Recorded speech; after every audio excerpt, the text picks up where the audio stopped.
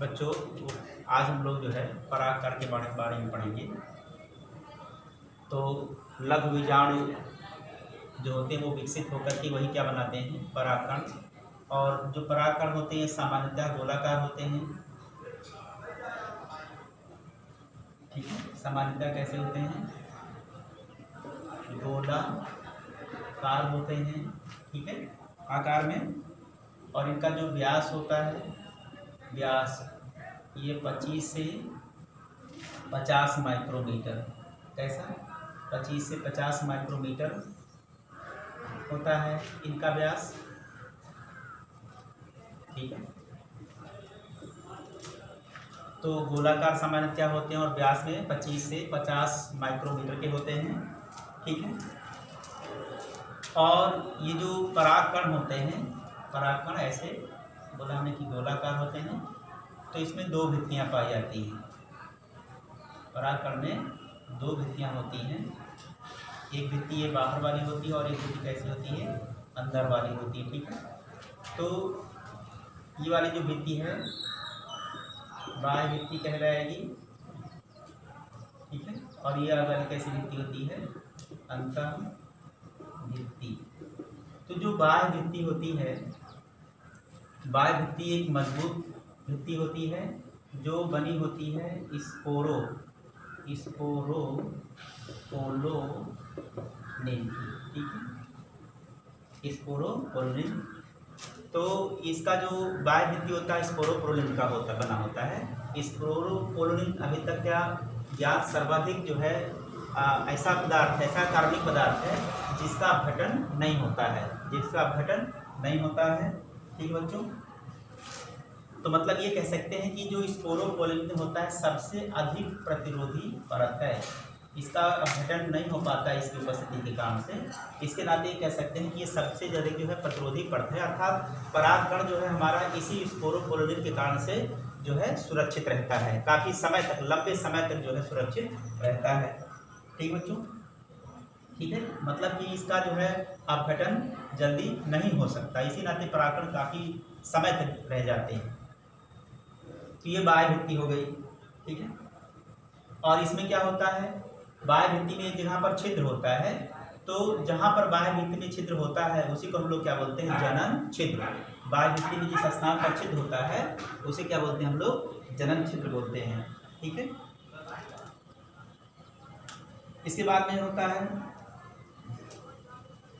ये जो बाह्य भित्ति है इसे हम लोग बाह्य चोल भी कहते हैं, लिख लेते हैं, इसे बोलते हैं बाह्य चोल, ठीक है।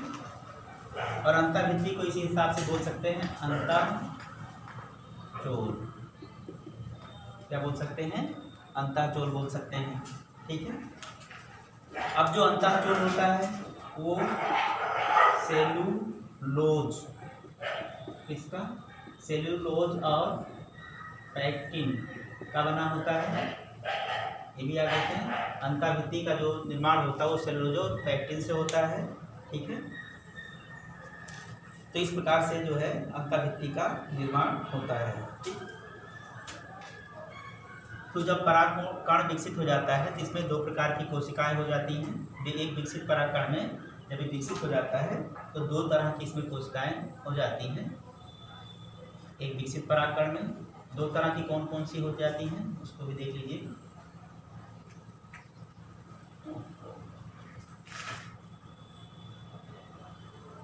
अभी हमने कहा कि बाह्य चोल और ये क्या है, अंतः चोल है।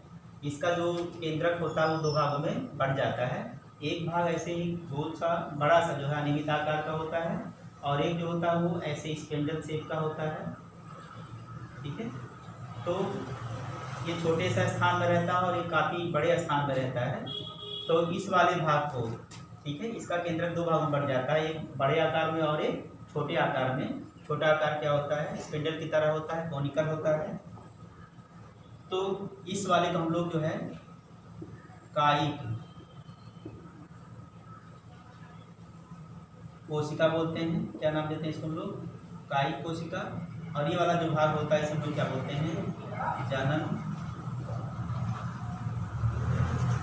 कोशिका, क्या बोलेंगे, जनन कोशिका, ठीक है। और यहाँ पर जो होता है एक कोशिका द्रव्य भरा रहता है।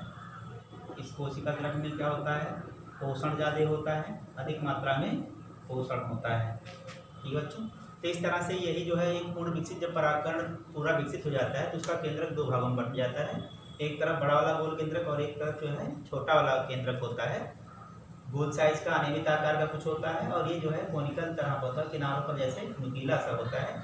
तो हम इसे कह सकते हैं कि ये जन्म केंद्रक है और ये कायी केंद्रक है। ठीक है, इसके केंद्रक को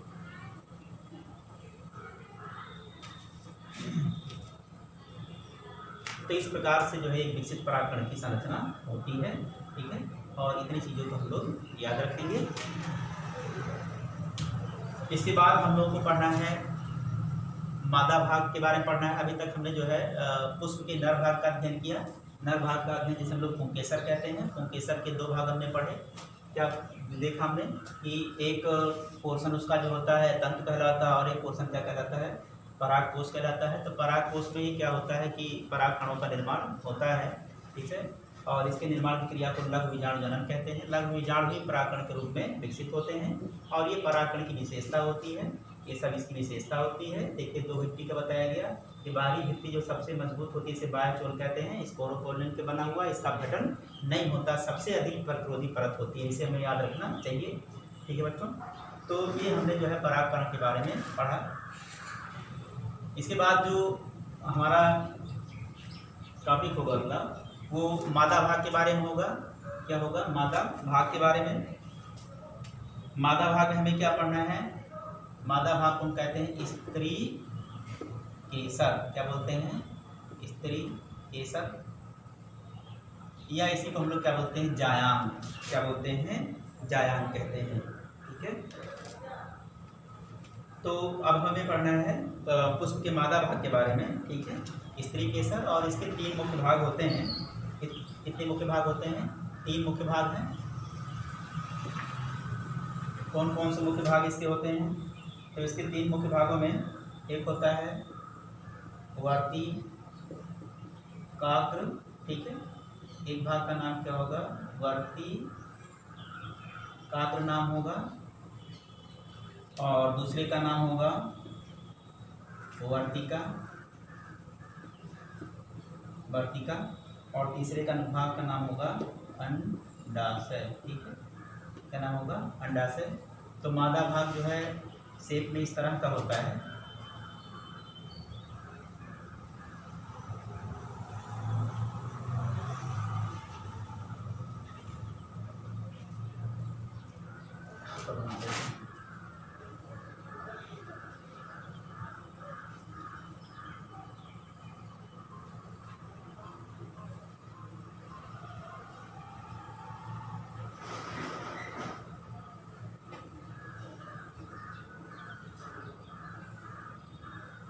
ठीक है, तो ये वाला जो भाग आप देख रहे हैं इसी का नाम क्या है, वर्तिका।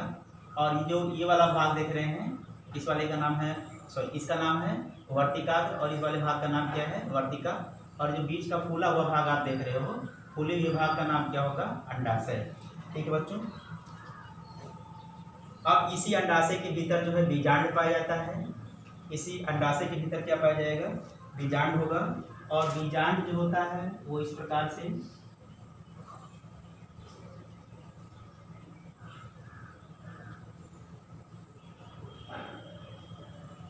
एक पादप मादा भाग के अंदर जो है